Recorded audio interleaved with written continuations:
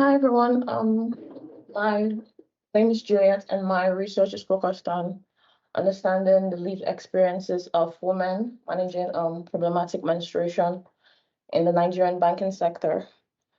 Um, I'll first just give like a brief explanation of what problematic menstruation means in this context, and it just includes gynecological health conditions that women experience.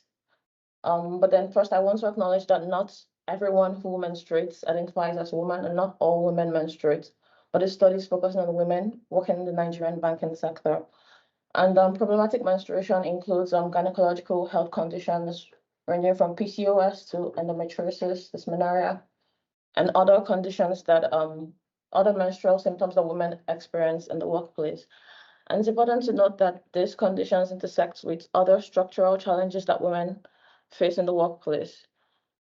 This study is focusing on women in Nigeria, and Nigeria is a male-dominated and patriarchal society where male norms and values are prevalent, and then women are also discriminated across various levels.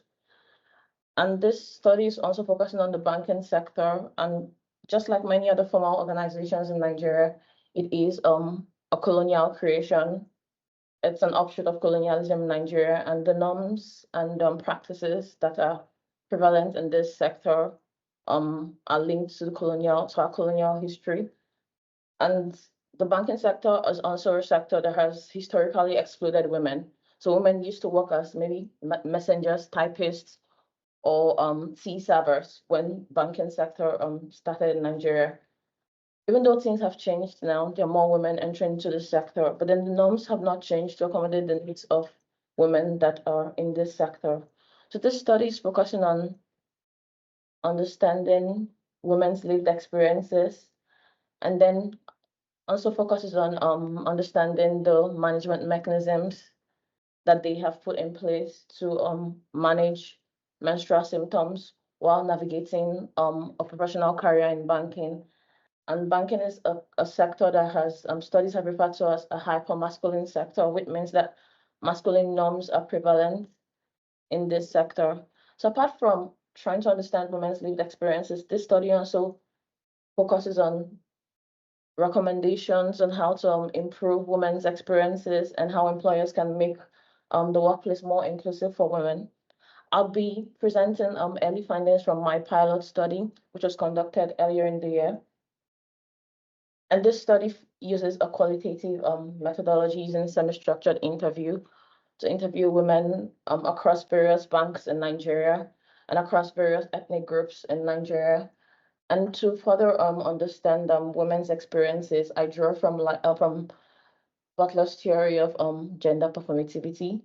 But in this context, I'm looking at how women perform wellness in the workplace and looking at the norms and the practices that they put in place to manage the menstrual symptoms. And from my pilot study, various findings have come up. First, the first finding is related to the structure of the banking sector. And as I've earlier said, it is a colonial heritage. So 95 model exists, and there are performance metrics that determine people's performances. And there are also like dress codes and that dress culture that has to be adhered to, all which is related to like English wearing like formal dressing. And I also found relationship between problematic menstruation and how it intersects with other chronic health conditions among women in Nigeria. For example, I had a respondent that had sickle cell anemia, and then tried to understand how this chronic health condition intersects with another chronic health condition, which is problematic menstruation that she experiences.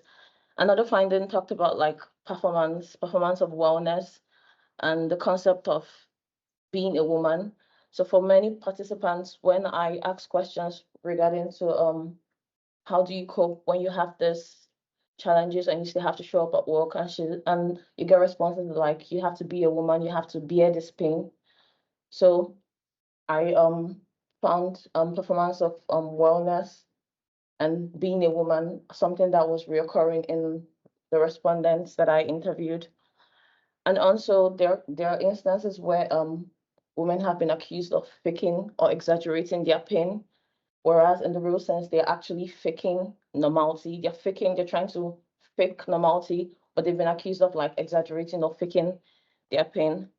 So for this study, I'm still in like the early days of having preliminary findings, but these are like the major themes that have stood out for me.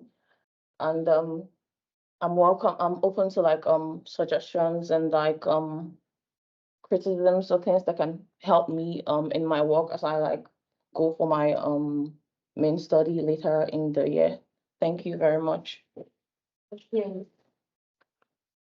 How many respondents do you have so far? 6. 6. Yeah, and how many are you helping to get? 5, 13. Yeah, brilliant. Thank you. It's really interesting.